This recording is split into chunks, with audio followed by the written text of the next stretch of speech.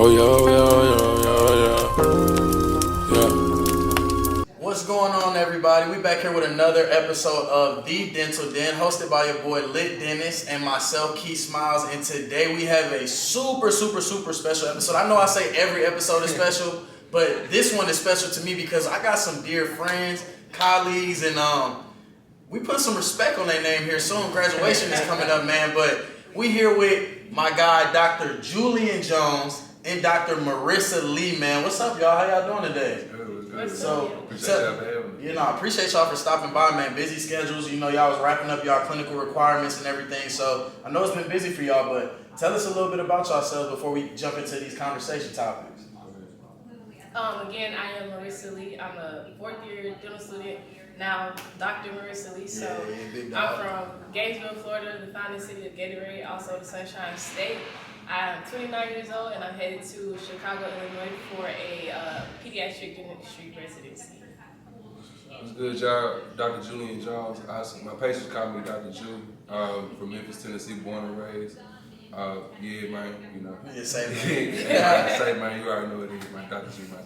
But anyway, 33 years old, but like I said, I'm about to start a residency here in Nashville at Matthew Walker. And pretty much, heading into general dentistry just because, I like to get my hands with a lot of stuff. Yeah, we probably could have saved it for a later little tidbit, but I'm going to just go ahead and throw it out there, man. This guy played professional football, too, y'all. This man played for them Dirty Birds. Played down south with them Dirty Birds. Julio Jones was his teammate, y'all. But, man, just seeing how y'all just are wrapping up y'all clinical experience and stuff, man, I think we're just going to go ahead and jump right into it. Like, how do you feel like your clinical experiences here at Meharry has best prepared you, and do you feel prepared? Like, y'all feel like y'all about to go out here and just hit the ground running? Yeah, for sure. Yeah, for sure. I think that's a great question, and I think it's really case by case for sure. Like I tell my classmates all the time, it is what you make it. So like when I came in, I always had a goal of like making this the most valuable experience for me because it's at the end of the day, it's my career now. So I came in with my focus and knowing that whatever is in front of me, I gotta be a sponge and soak it up, regardless. Just be teachable along the way. So my clinical experience, just building those natural connections with faculty and staff, they look out for you. And then, leaning in on your friends and classmates. So I've had a wonderful experience, Yeah, I definitely have to agree. I would say it's kind of similar to Dr. Lee's here. I made my sure that I set a goal for myself, just kind of like to get better every day or something. You know what I'm saying? Like, I don't shy away from any, procedures. I mean, there's been a few procedures where I kind of was in over my head, but, I just look at it like, it's like seeing how you measure up, you know what I'm saying? You can't be afraid to see how good or how not good you are or something, man. And at the end of the day, you in school for a reason, man. It's the whole point of being here so you can learn how to deal with different situations. You have patients who might be medically compromised, or just, some cases are straightforward, some cases it's just like, I think a little doozy. But I mean, for the most part, I feel like my clinical experience has prepared me to where I'm pretty confident in whatever comes through the door. Like, if anything, like she was saying, I think the best part really is just like keeping people around you who kind of got the same mindset. Stay away from those who kind of like shy away from it. Just, no, I don't know. Stay away from them people, man, because you can't grow like that. And at the end of the day, man, you have to prepare yourself because when these 4 years are up, man, it's gonna be you that everybody looking to. So I just make sure I just put myself in a position to where like I can handle that responsibility because I didn't shy away from the experience. Yeah, no, that was a question for the people because like I know, we know Meharry made doctors always come out being some of the top in the field. So that was really a question for y'all people out there who may not know. But these two right here, oh yeah, they're gonna be some of the best in whatever they do. You know what I'm saying? So we got a pediatric dentist right here, and my man's Drew gonna be tackling in general, going crazy. So how do y'all plan to continue to learn about the advancement in dentistry and applying that to real world situations? Like in the field of dentistry, of course. Yeah, I think for me that's a little unique just because I am specializing. Kids are always changing. For the specialty, we follow like a manual, so it's really like a textbook. So we have no choice but to stay up to date on like the latest advancements, technologies, whether it's lasers or any type of thing. Like we have to know because children are very delicate, so we have to be able to maintain that level of knowledge that provides that standard of care for all children. Yeah, I completely agree. I would say my focus on just like kind of staying current is really just investing in myself. You know, so like going to these CE courses, like it's all a part of my 5-year plan. Like the first year I do the residency, next 4 years is pretty much like seeing how much I can learn. Because you know, coming out of my hair, you can pretty much handle whatever because it's like you know how to do so much with so little. Yeah. It's like kind of catching up to the technology curve. It's like, okay, it's a lot out there. Let's see what I like, what I don't like, what I'm good with, what kind of flows with like the patient population that I have. And just really just, like I said, just trying to find ways to be more efficient and like cut down on the time as far as like what procedures I'm doing. So I really feel like those first few years is like investing in yourself. Because, you know, at the end of the day, man, you know, you might have a CE course that might be $20,000, $30,000. Yeah. But what you make it from that could probably be $200,000, $300,000. You see what I'm saying? So that's a great investment to me.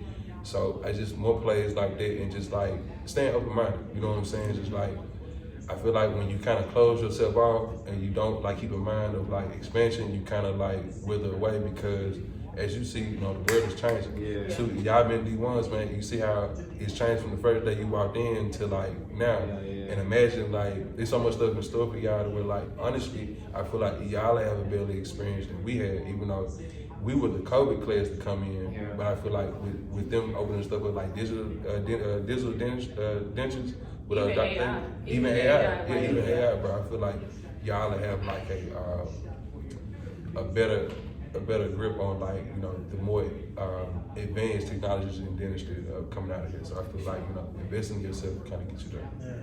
Yeah. No, you actually led us right into the next topic. You talk about investing in yourself, and I feel like investing in yourself has many layers, you know what I'm saying? So what type of extracurriculars did you guys participate in while in dental school that you felt like, you know, you quote unquote invested in yourself?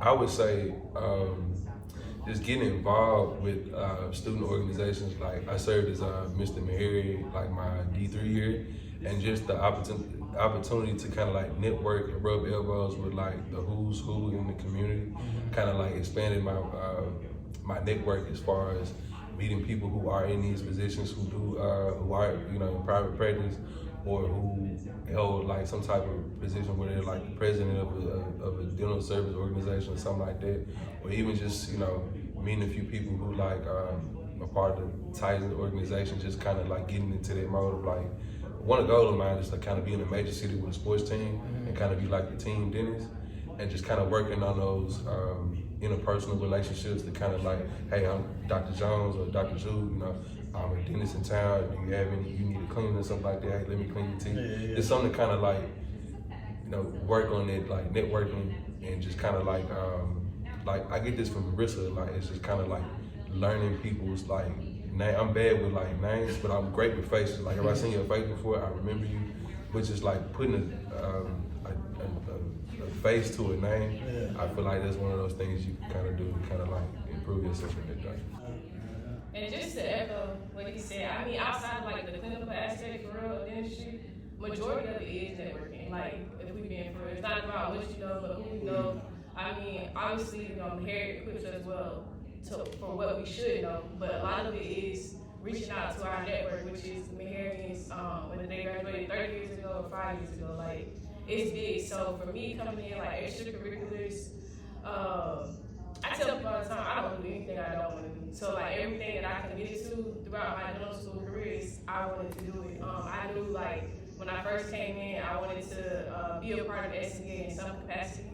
I thought I didn't think I would be president, but that's what it ended up being. And like that was like one of the biggest blessings for me, and like being able to just connect with people from around the country, blackness, dentists of color, and like expanding my network that way. And then also being like an NHSC scholar, which is a National Health Service Corps scholar, that also allowed me to just be able to be present, because I didn't really have that burden of debt lingering over, because dental school is expensive, but you know, just being able to get up and be like, all right, well, to whom much is given and much is required. So like that's the way I led my dental school career. Like I just did whatever, and then I was also in a network of friends who were also leaders. So like all of my close friends, like, you know, we're leaders, so like naturally I'm always connected to some type of event, some type of extracurricular activity, just like in the right room with the right people at the right time. So Understood for sure. I didn't know you was out here. You had a little taste of financial freedom early on, huh? Bit, yeah. Okay. Hey, we talked about that scholarship too for y'all before when we had the episode with student Dr. Mo. So to all y'all out there, make sure y'all are looking for these scholarships. That NHSC is a very great scholarship, and I would, advise all to apply for that for sure. Any type of military scholarships as well. So I know that y'all both mentioned that y'all have postgraduate things that y'all are going to, but is there any specific path that you want to kind of like focus on, like as far as like specialty, or like you want to do continuing education on a certain lane in dentistry, whether it be like cosmetics, or you want to be more like on the prosthetic side, even though you're a general dentist? Is there anything specific? I'm laughing because yesterday one of my classmates called me a baby prosthodontist. But I don't like pros. But I feel like if I were to take a specialty, pediatric dentistry is my specialty, but if I was to concentrate on something specifically, it probably would be more towards like frenectomies, like where lasers come into tech, and that goes back into your question about keeping up with that technology. So laser related things, trauma is really big for children. Also like sleep apnea, so that's something that I would be looking into, and cleft palate. So for me, it's really, I think I'll have a better answer for you once I actually start residency to see what I actually want to concentrate on. But those are a few things for me. I would say I kind of want to lean more toward full mouth restoration, because I feel like it allows me to do pretty much what I was saying earlier about having my hands on a lot of stuff. Like, I really like implants. I love cosmetics. Just the simple fact of as dentists, we kind of treat a lot of psychological problems when people come in. It's not necessarily like, okay, doc, my tooth is fixed. You know how people you've seen people where their grill might be messed up, so they do this. They don't really be a lot of confidence, but they're kind of like, okay, I can take you where you are, meet you where you are, and just kind of stop you where you are. Okay, let me extract what needs to come out, let me place some implants, and then once we get able to restore the work done, now let's talk about the aesthetics. Now let's, to get you with a Hollywood smile. And just from surrounding myself with different mentors like Dr. Price, I was telling you about in Memphis, or just, even the professor we have like Dr. Davis, really helped me as far as process, as far as dentures and stuff like that. Even retrofitting dentures for patients we have now. I feel like that full mouth rehab is pretty much where I see myself in, just because, patients rather, they come into your office are gonna come in all, shapes and sizes. Like I tell people all the time, you hear me here, it's a utopia because you're around people who look like you, and you're surrounded by people who are gonna be doctors and all type of field. But when you leave here, you go back and the reality of being a minority really hits you. So it's you gotta be able to have a lot of different things in your bag, you know what I'm saying? So I feel like that full mouth rehab is pretty much where I found myself. So that's all on, are you referring to all on exits, single tooth replacement, whether it's porcelain or composite veneers. It could be something as simple as, maybe a flipper or something like that. You just have a single missing tooth in the front. Or even we actually wrote an article about grills, about just how now I love how people love the natural teeth now, but I also feel like people have now realized that grills isn't necessarily a tooth replacement type of thing. It's an accessory now. It's a fashion statement now. You see what I'm saying? So I feel like I could really find myself in it. Matter of fact, my D2 year, I actually went to Houston and shout out dentist Dr. Evans. He out of Houston, and what he does, he works kind of side by side with Johnny Dane. So he putting the perms in. Now I wouldn't advise putting permanent grills in somebody's mouth, especially you got good teeth. I wouldn't tell you to do that, but just for the aesthetic purposes of it, you know how it is. It's just it's a like I said, it's a fashion statement. So kind of to give people that confidence boost, to kind of fix those psychological problems. I feel like that's why I found myself. And it's funny because I'm from Texas, and a lot of people don't really understand the grill thing. It's really like it's cultural. It's like getting a nice pair of boots. Yeah. Exactly. You know what I mean? Or it's like driving a Range Rover. It's like, yeah, I got the grill. It's a southern thing, G. Like people don't really understand. Like gold grills isn't just like, man, you know, it's tech. Like, nah, man, it's a fashion thing. Yeah. Like even at the NFL draft, you see all the people coming there. They got like either they have like the iced out grills, or they got the open face, or they get like maybe you know a premolar and a canine to where like you can see the pearly whites, but you also got the lane and gold. I like those. You see what I'm saying? I like Yeah, those. The open face is probably like it's, but that's essentially what I'm saying. Like, and I also like the new generation, like us, is dentists. We can kind of bring that flavor to like dentistry. Now, you see what I'm saying?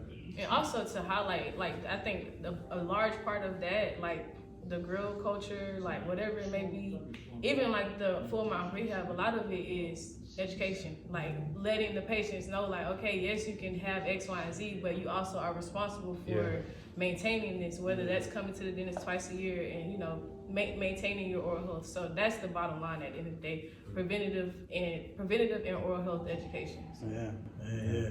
Well, us here at Meharry, man, or all doctors should in that matter, or for that matter, you know, we respect HIPAA. So we respect HIPAA. However, we want to know, to the best of your ability, can you share with us one of the challenging patient cases that you had and how did you manage it? But you know, we respect the HIPAA. You know what I'm saying? Right. Yeah.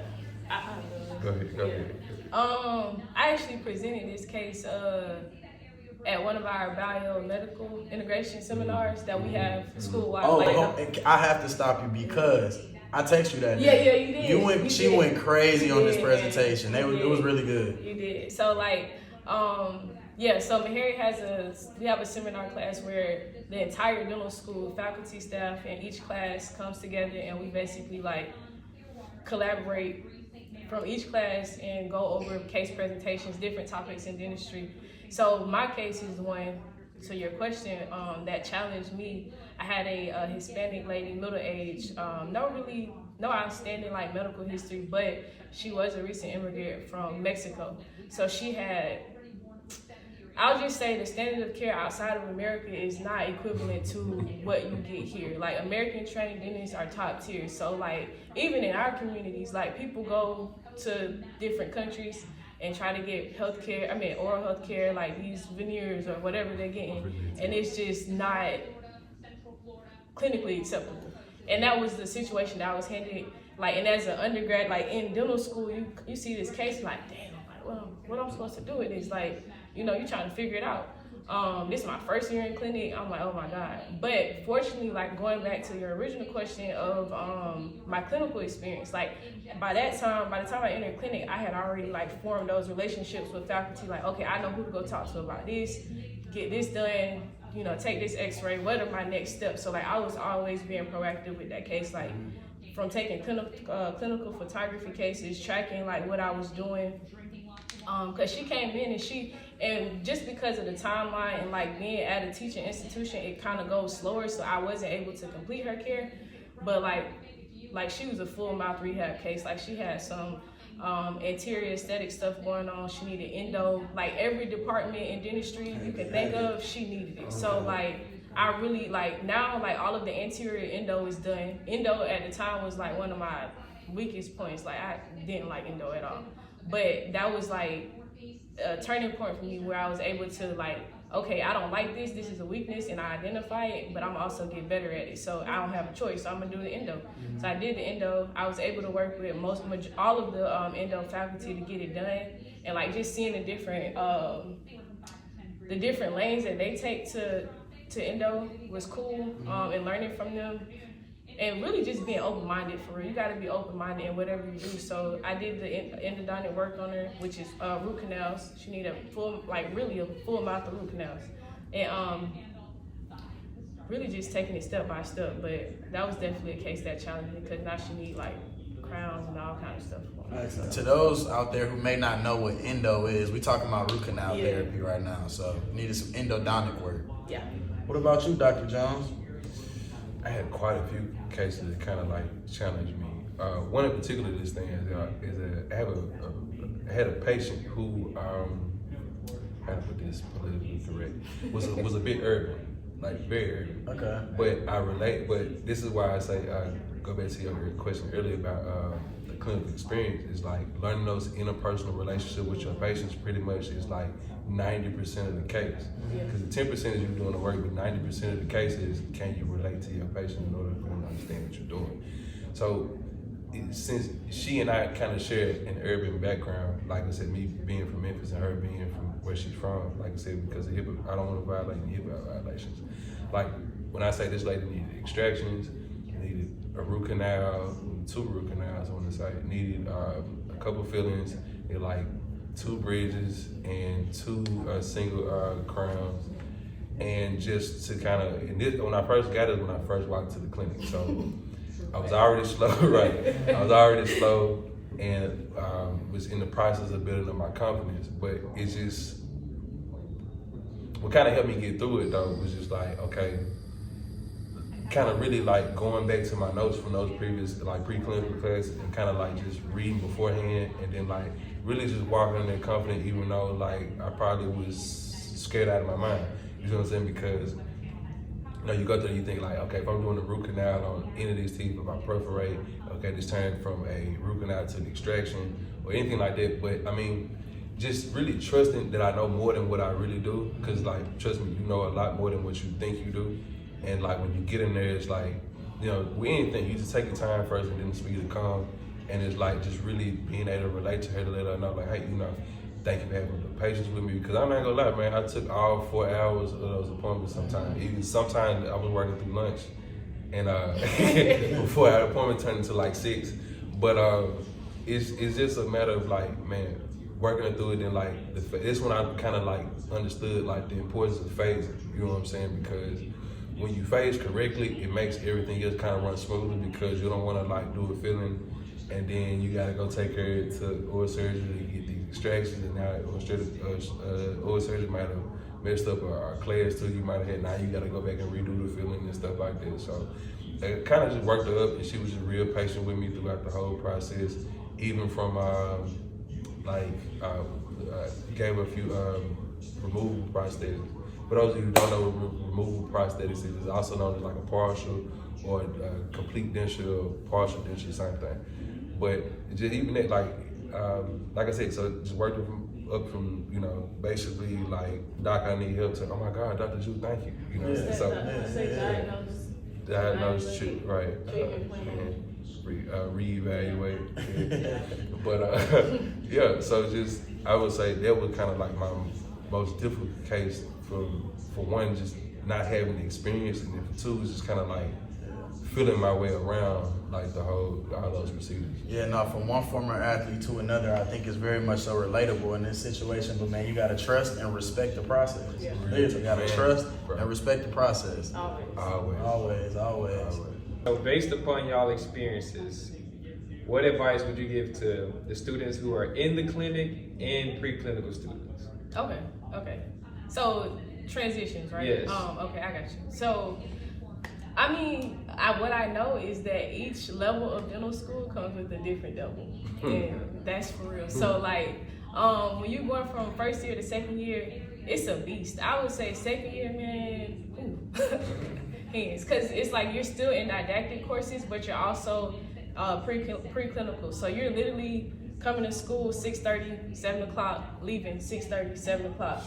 And you have to, because that's where you're perfecting your craft. At least you're trying to. That's the first attempt of you getting exposed to like the real side of dentistry. So a lot of it is preparation. You gotta come in there prepared, you gotta come in there focused, like, and you have to get the work done. Jewel, when we first started out, he always had a saying like, you gotta put something on the board. So it's like, both of us come from like athletic backgrounds, so we understood like, okay, you gotta put some points on the board, or what are you doing? So like, for preclinical students or students that are transitioning to preclinical, be organized. That'll save you a lot of time and energy. Like, be organized, find a group of people that you can bond with inside and outside of the class, because you're gonna spend a lot of time in lab, like a lot, like 70% of your day is gonna be in that lab, whether it's through the week, at night, on the weekends. Like, you have to put in that work and be dedicated, because at the end of the day, it's your craft that you have to master. So it's really up to you. And a lot of that preclinical time, it sets the tone for how you will show up in clinic. A lot of those things, like your skills, whether you obtained them before dental school, you're picking up new skills in dental school, they translate to the clinic, and then they're going to translate when it's time to leave Meharry. So just build good habits now. Stay organized, be prepared, stay focused, and manage your time well. Yeah, I would kind of piggyback off of what she said.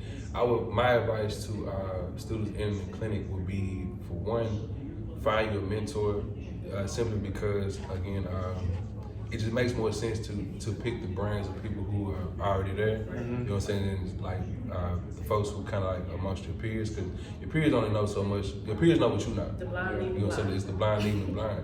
But like, for instance, I would go home every so often when I get a break, I would go see Dr. Price or Dr. Q to kind of see like, okay, what are your preparation? How do you deal with patients? Like, even from like how you would take a sample sheet. For those of you who don't know, sample sheets is when you get the vitals of the patient, you go through the medical history, stuff like that. Just, you know, how you are interpersonal with your patient, and then to profound anesthesia. Like, I would come home, find an oral surgery clinic I go to, and just, hey, you know, I'm a student in Meharry, and obviously, you know, it's a network of Meharians, and they'll come in, and this is how I pretty much got better at like giving profound anesthesia. And like she was saying, it's just every day you got to come in with a mindset of, I got to be at least 1% better than I was yesterday. Whether it's something as simple as, you know, isolation when you're doing root canals, or you know, fillings or something like that, or it's just going through the sequence of like what you're doing when you're restoring somebody, or whatever it may be.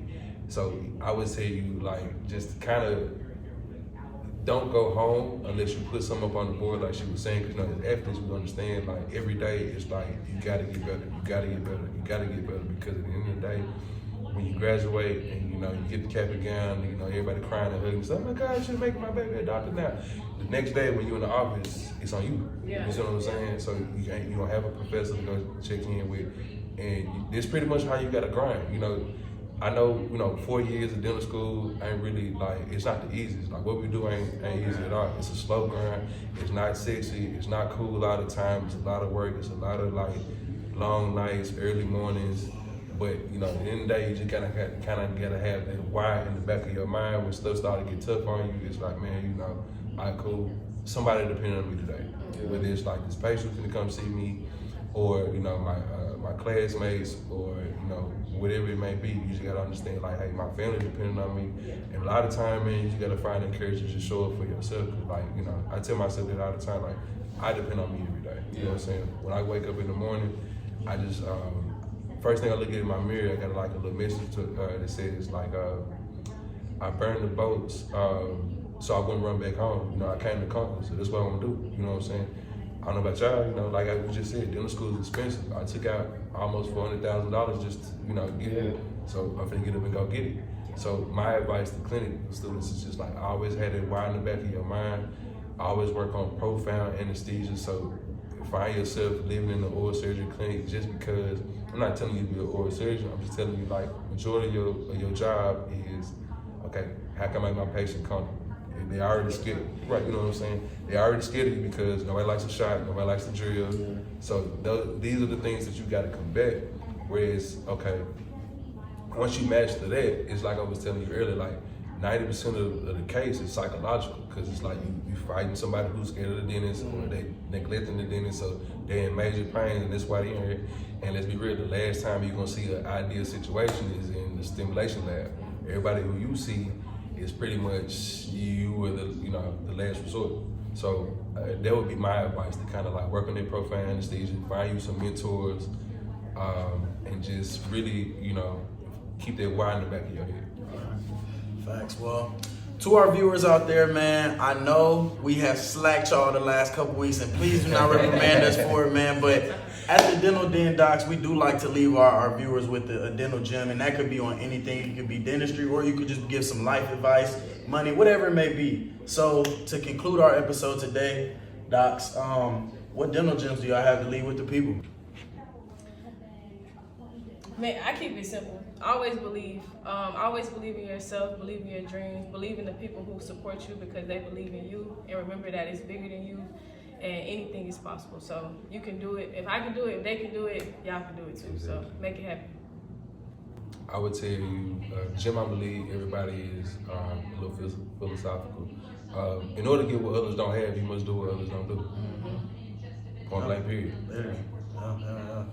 Well, hey man, it's definitely been a pleasure. I appreciate y'all coming through as well as my guy, Lit Dennis. It's always great having Maharians on here, man. I am literally like, as y'all know, I talk to y'all because these are my friends as well. I'm super excited to see what y'all do in the field coming up here, man. And, you know, I look forward to the future, man. Man. Like I said, y'all really the same. But, hey, y'all, we out. Appreciate y'all for tuning in. Come check us out at the next episode of The Dental Den.